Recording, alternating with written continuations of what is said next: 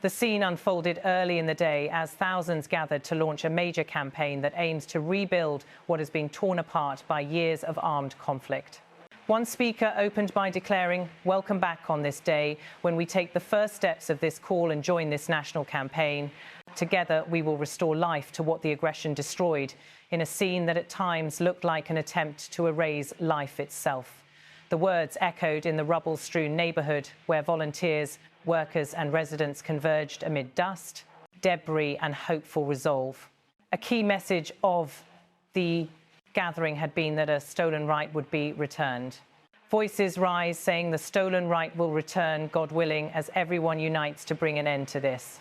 From speakers on makeshift platforms, local community leaders and youth volunteers offered messages of solidarity. International agencies have mobilised funds, homes must be cleared, trees must be replanted, roofs repaired and lives revived.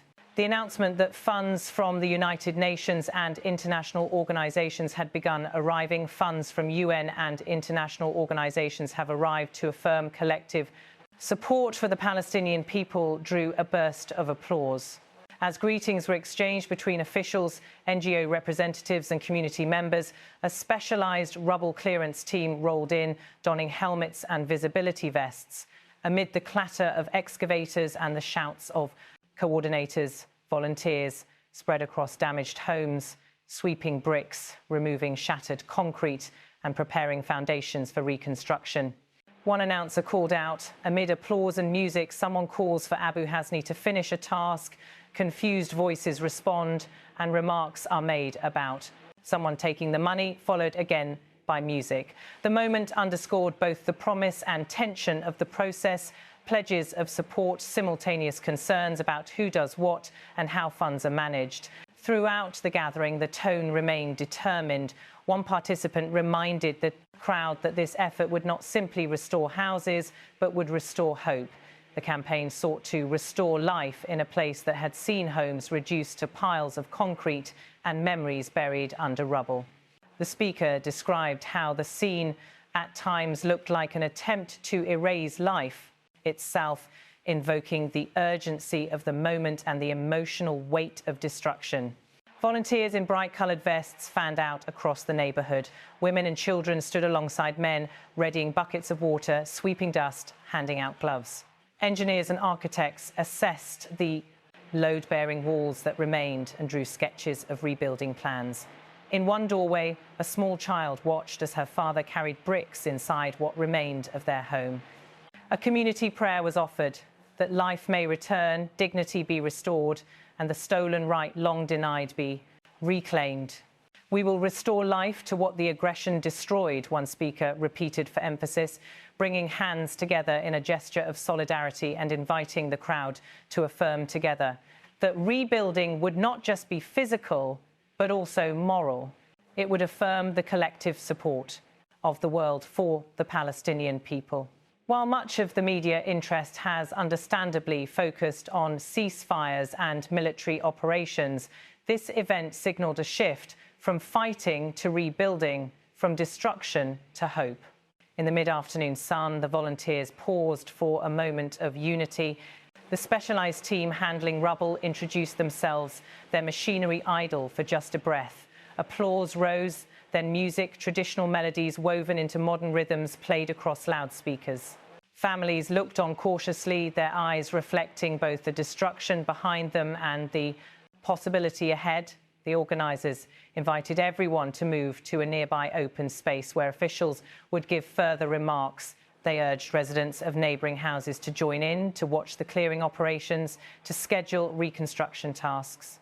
As greetings were exchanged between international donors and local leaders, the matter of accountability surfaced. A local coordinator announced remarks are made about someone taking the money. There was a moment of confusion, voices murmuring, and a slight pause in the music. But the organisers regained control, stressing transparency, inviting residents to attend briefing meetings, share receipts, monitor progress. They emphasised that this campaign would follow the principle of community-led reconstruction, with local committees formed to oversee each stage: rubble removal, debris sorting, foundation laying, wall raising, finishing works. And so, amidst the hustle of construction machinery, the music stopped momentarily while the announcer called out the name Abu Hasni and asked him to finish a task.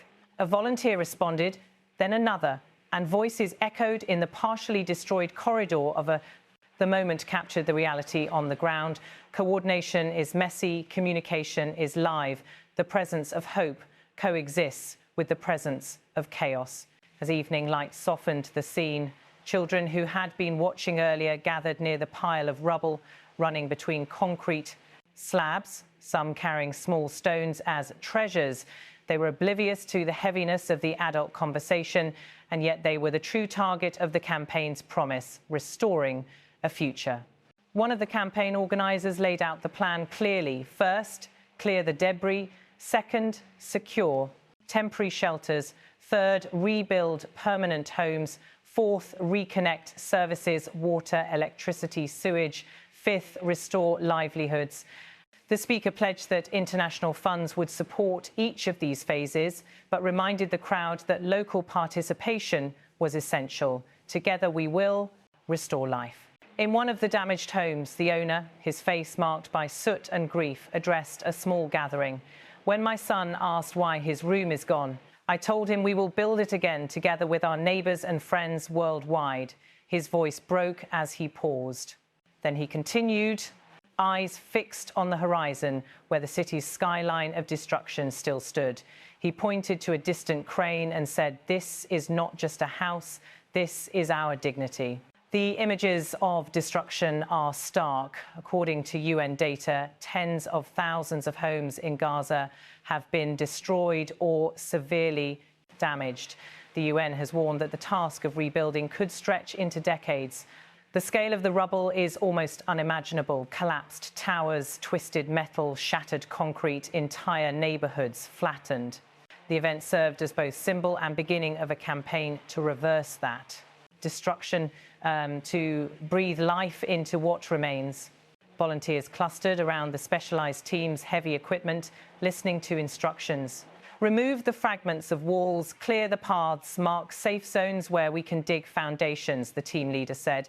They emphasised safety, given that unexploded ordnance still remains a danger. He reminded everyone, stay within marked zones, report any metal object you're unsure about. Meanwhile, the international donors present spoke of solidarity.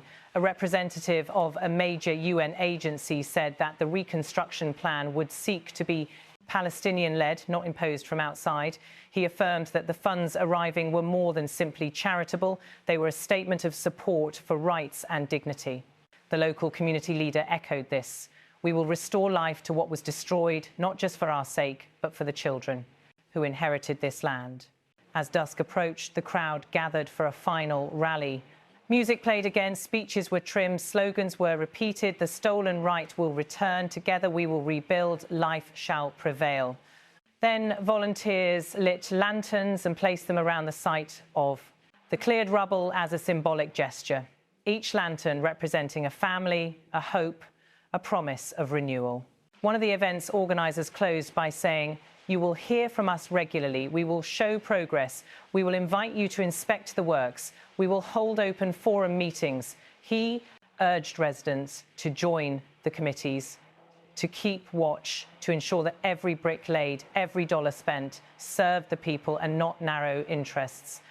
As people dispersed into the twilight, the contrast was stark. On one hand, the vast expanse of destruction remained visible. High-rise shells, collapsed homes, debris-filled streets. On the other, the first signs of rebuilding, cleared plots, marked outlines, construction workers beginning to stir. The campaign had begun in earnest. In the coming weeks and months, the work will proceed in phases. Debris will be removed, temporary shelters will be erected, homes repaired, water and electricity lines restored, schools reopened, jobs revived. But behind every technical task lies a deeper meaning: the renewal of hope, the reclamation of dignity, the refusal to accept that life can be erased. As one volunteer put it, we are not just clearing rubble, we are clearing despair. And as the community returns home that night, children sleeping under tents or temporary shelters, the promise hangs in the air. The stolen right will indeed return, not merely in words, but in walls, in windows, in laughter, echoing through a rebuilt home. And so the national campaign has officially launched. The message is clear. This is a collective effort, local and international, of brick and will, of funds and faith. The road ahead is long and daunting, but for the first time since much of this destruction began, there is movement, there is commitment, there is a sense of unity. Together we will restore life to what the aggression destroyed. That declaration now meets the dust and the dawn alike.